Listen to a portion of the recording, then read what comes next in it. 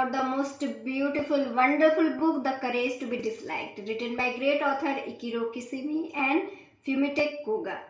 दोस्तों, ये किताब में हम अभी डिस्कस कर रहे हैं चैप्टर 2 सेकेंड नाइट के बारे में। और इसका जो मेन चीज़ ये है, इसका जिस्ट ये है कि हमारे लाइफ में जितने भी प्रॉब्लम्स आते हैं वो हमारे इंटरपर्सनल रिलेशनशिप की वजह से आती है।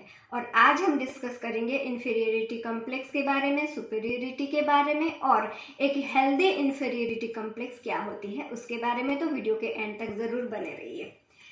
तो दोस्तों, हम बात कर रहे थे इन्फीरियरिटी कॉम्प्लेक्स के बारे में। तो हमने अपने पिछले एपिसोड में इसके बारे में बहुत अच्छी तरह से एग्जाम्पल दे के समझाया हुआ है। बुक के थ्रू ज़रूर जाइए और अपने लास्ट वीडियो के थ्रू भी ज़रूर जाइए। तो देखिए, जब हम किसी चीज़ को लेके अपने खुद को जब दूसरों से कंपेयर करने लगते हैं और अपने अंदर जब कमियां देखने लगते हैं, तो उस कमी को हम धीरे धीरे देख देख के उस कमी में हम स्टिक हो जाते हैं और उस चीज़ को हम अपने लिए एक बहाना बना लेते हैं और हम उसी कमी के साथ अपने आप को कंफर्टेबल फील करना शुरू कर देते हैं। तो वो हमारा कॉम्प्लेक्स बन जाता है, वो कमी हमारी पहचान बन जाती है। मेरे पास ये नहीं है, ये हमारी पहचान बन जाती है। देखिए, ये चीज़ क्यों होती है? ऐसा नहीं है कि आप पैदाइश गरीब हैं, आप पैदाइश अनएजुकेटेड हैं, ऐसा कुछ नहीं है। कोई भी चीज़ यहाँ पर स्थायी नहीं है। जो भी चीज़ जैसा भी है उसको हमने ही मीनिंग दी हुई है। तो ये चीज़ जब हम उस चीज़ पर स्टिक बन के रह जाते हैं, क्यों स्टिक बन के रह जाते हैं? क्योंकि हम उसके साथ कंफर्टेबल फील करने लगते हैं और उस चेंज को हम एक्सेप्ट करने के लिए साहस नहीं कर पाते। अगर हम उस कमी से बाहर निकल जाएंगे तो हमारी लाइफ में कुछ चेंजेस आएंगे और उन चेंजेस के साथ हम अच्छा महसूस नहीं करते हैं, क्योंकि हमें वो पिछले जो हमारा जो प्रीवियस जो हैबिट था, हम उसके साथ कंफर्टेबल फील कर रहे होते हैं। ठीक है, और यहीं से शुरू होती है सुपीरियरिटी। देखिए, कुछ लोग क्या होता है, बहुत सारे अंगूठियां पहनते हैं, देखे हैं आप। कुछ लोग अपने आप को आगे से आके बोलते हैं मैंने ये किया हुआ है, वो किया हुआ है, अपने आप को सुपीरियर रिप्रेजेंट कर रहे होते हैं। देखिए, अगर हम सामने से देखें तो हमें लगेगा कि नहीं, ये आदमी जो है ये बहुत स्ट्रांग है, सुपीरियर है, लेकिन एग्जैक्टली उसके अंदर क्या है? वो अपने अंदर वो इन्फीरियरिटी फील कर रहा है, इसीलिए वो अपने आप को बड़ा दिखा के अपने उस फीलिंग्स को छुपाने की कोशिश कर रहा होता है। ठीक है, देखिए, इसको और अच्छे से थोड़ा सा समझिए। देखिए, बहुत लोग होते हैं जिनको कि अपने मिसफॉर्च्यून को लेके वो बार बार बोलते रहते हैं मेरा तो तकदीर ही खराब है, ऐसा हो गया, वैसा हो गया, आपको नहीं समझ में आएगा मेरे ऊपर क्या बीत रही है, ये है, वो है। और इस चीज को बोल बोल के वो अपना हर काम करवाने की कोशिश कर रहे होते हैं। मतलब सामने वालों को हमेशा दबाने की कोशिश कर रहे होते हैं। और ये ज़्यादातर हम कुछ पेरेंट्स ऐसे होते हैं जो कि अपने बच्चों को हमेशा रियलाइज करवा रहे होते हैं हमने तुम्हारे लिए ये किया हुआ है। आपके बॉस होते हैं या फिर कोई भी ऐसे कुछ लोग होते हैं आपके सराउंडिंग में जो कि आपको दबाने की कोशिश कर रहे होते हैं। एग्जैक्टली में ना वो सुपीरियर है ना कुछ है, जिसका काम वो कर रहा है वो पास्ट जा चुकी है।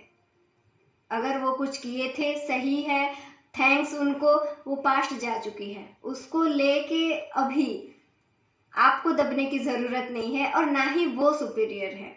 दुनिया में हर कोई सेम है।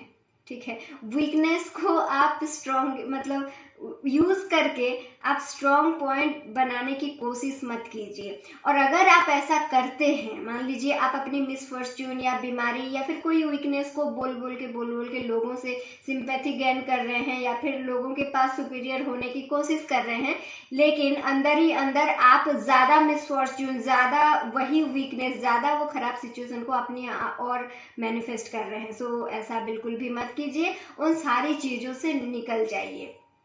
हमेशा खुद की लाइफ को किसी और के साथ बिल्कुल कंपेयर मत कीजिए। आपकी दुनिया आपकी है, उनकी दुनिया उनकी है। अगर वो आगे बढ़ रहे हैं तो आप पीछे होके भी आप भी तो स्टेप्स ले रहे हैं ना, आप भी आगे बढ़ रहे हैं। हर किसी का दुनिया जो है वो अलग अलग है।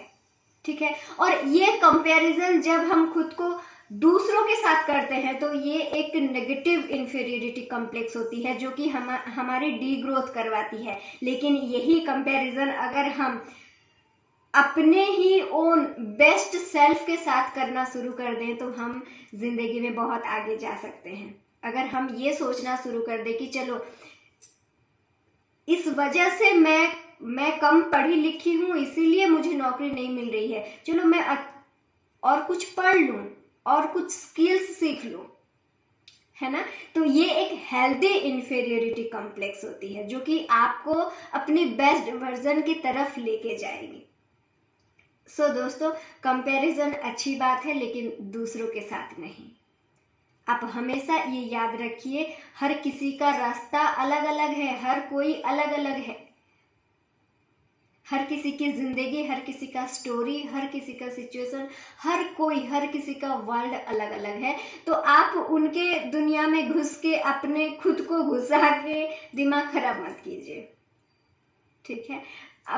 आपकी जो कंफर्ट जोन है जिससे आप निकलना चाहते हैं, साहस कीजिए निकलने के लिए।